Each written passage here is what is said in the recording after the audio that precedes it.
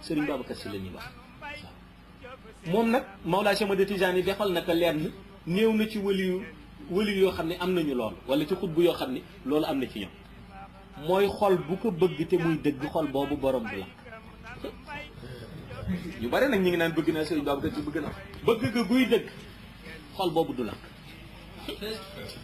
Serigne Babacar Sy benn xol du ko sopp cofeel ga di dëgg ci xol ba noppi borom xol boobu di lakk ëllëg di dem safara amul ku ko bëgg sa aljana taxaw waaw loolu Mawlaay Cheikh Ahmad Tijaani moo ko may ci ay cëram la bokk waaw xam nga dafa am wëli yoo xam ne dañ leen may loolu maanaam seen cër la bokk dafa am wëli yoo xam ni soo leen bëggee bëgg ga nga leen bëgg